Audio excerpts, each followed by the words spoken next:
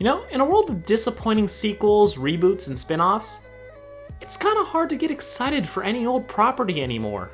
Because nostalgia, you know, is pretty much dead. At least there's one show that's got its act together. On the edge of greatness, turning darkness to light. We're right beside you, ready to fight.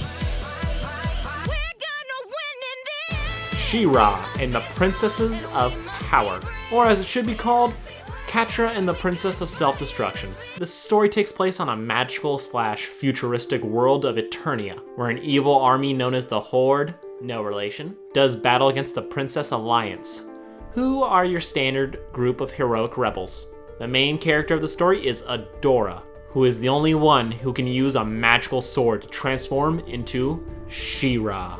Helped by her friends and a cast of supporting princesses, Adora battles against Catra. Their relationship status? Complicated. Now this show is a reboot of the original 80s TV show, which was a spin-off of He-Man and the Masters of the Universe. I have not seen either of these shows. The only He-Man show I've ever seen was the reboot from the early 2000s that aired on Toonami. That was pretty awesome. You should definitely check it out. I think the first episode's on YouTube somewhere. I just want to give my history with this show because I don't have any connection to the past show. I am judging this one purely on its own merits. I don't want to hear anything about, oh, they did this differently in the original. No one cares.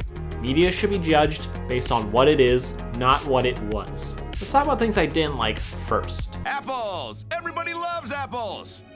And right off the bat, I want to talk about the animation. It's not bad, but it just feels so acceptable all the time. The action is acceptable. The humor is acceptable. The only fault of the show is that it just never wows me. The backgrounds and locations are very pretty. They sell the idea that this is a completely different world. I also like the character designs and the clothing, especially when they break out of their standard designs.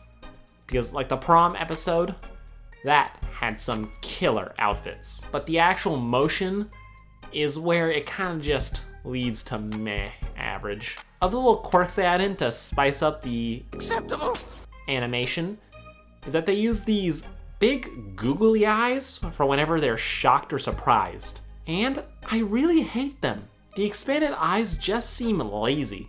Animation, you can do absolutely anything you want. If you want to convey shock, fear, or panic, you can do whatever the hell you want, but instead they just give them baseballs for eyes. You know, it's just pretty boring.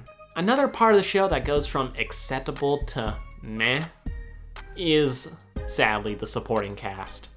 They range from good to boring to annoying and to the ignored. I had some high hopes for these characters, but they just don't have anything going on. The princesses especially, despite being members of the hero team, they don't do much personally. And story-wise, they might as well be assist trophies from Smash Bros, where you summon a character for like 10 seconds, then they immediately disappear afterwards. It's not a deal breaker for me, because the characters that do get the spotlight are very entertaining. But it would be nice for these other princesses and characters to get their own story arcs, you know? See them grow as people. My only other complaint, and this is just a me thing, I hate Swiftwind. There, I said it. I hate the talking horse. He sounds like a watered down Patton Oswalt impersonation, and I think he has the most cringeworthy dialogue. When we're back, I'd like to talk about freeing all the horses in your stables. I think that's serious. Hey, I'm still talking to the queen! I know the contrast between Swiftwind's light, pretty design and how he talks and acts is intentional. I just kind of wish they didn't do it. I'd much rather see an animal companion that you can only understand them through their expressions and how they act, like Toothless and How to Train Your Dragon, or Max and Pascal from Tangled. There's always so much more of a connection when you have these animals forming bonds with human characters that actually mimics how people and animals interact in real life.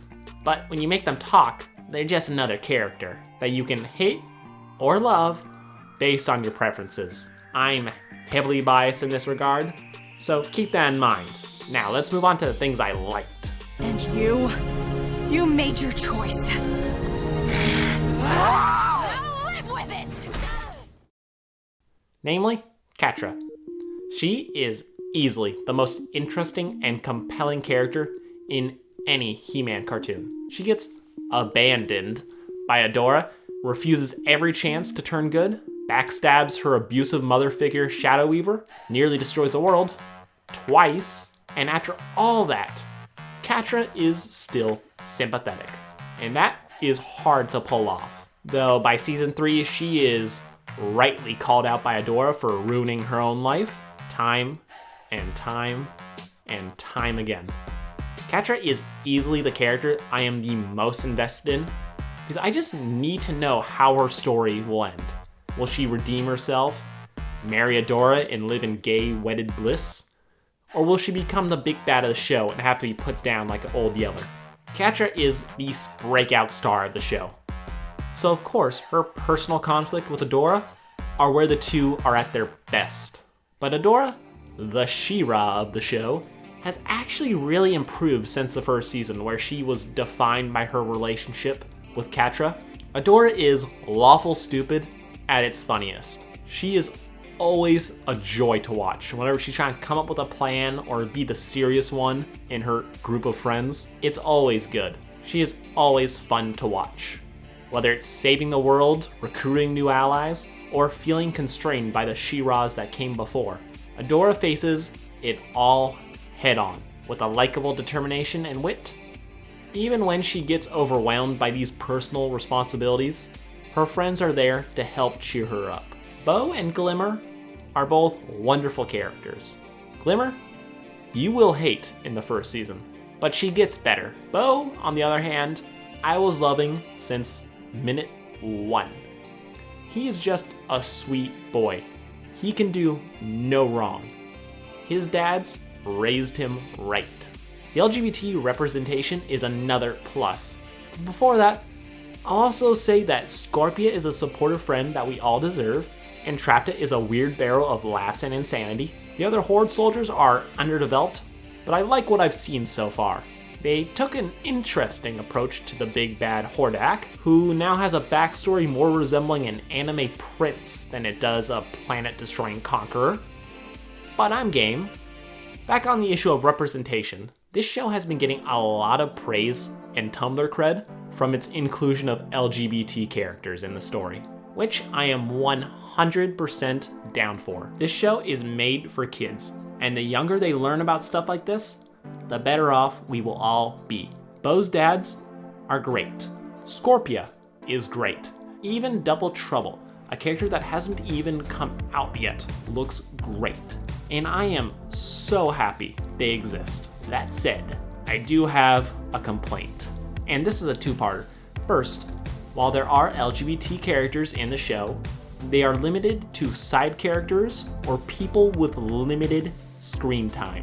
We had a lesbian couple in the first season, but they haven't shown up or done anything since. If you want to have gay characters, that's great.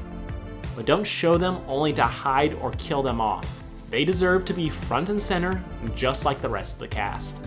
Speaking of front and center, let's talk about the other issue, and that's the ambiguity of Adora and Catra's relationship. Were they in a relationship? We don't know. Despite very heavy implications that they were a thing, the only confirmation we get from the creators is that it's complicated. That is weak sauce, my friend. I want these two to be a ship, but I don't like the fact that they can dance around confirming it until the season finale. It's just weak. Yes, maybe you don't want to label their connection as just exes, but the creators are doing their audience a disservice by not making them unambiguously gay. LGBT fans deserve it, hetero fans deserve it, all fans deserve it. I hope I don't sound overly negative. This show is doing some great things. I just think they're unnecessarily holding themselves back. The story is a good one, and I think it could be better. The one final strength of the show is its use of tension and atmosphere. This is a show for kids, so it will never go full anime dark. The writers know when to let tension build in a scene and use it to its maximum effectiveness without it seeming like it just comes out of nowhere, something other cartoons fail at miserably. She-Ra will typically be episodic with a few key things being set up until the later half of the season where it starts to pay off. This is where you will find the most intense and dark episodes in the series. They aren't uniformly dark and depressing, and the lighter episodes aren't just fluff. She-Ra and the Princesses of Power knows when to have its foot on the gas and when to slow down, leaving you satisfied regardless of your age. I honestly love this show. It does a lot of good things. This show has some of the most compelling relationships I've seen in a long time. The writers understand that without an emotional connection between the characters, scenes can only provide empty spectacle. But when the people fighting have so much history and feelings towards each other, it adds a new layer of drama to the scene. Complex emotions of guilt, abandonment, loss. These things help elevate She-Ra above your run-of-the-mill action show. And while there are some things wrong with it, being stuff they could fix, minus the animation. Though that one just might be me being an anime snob.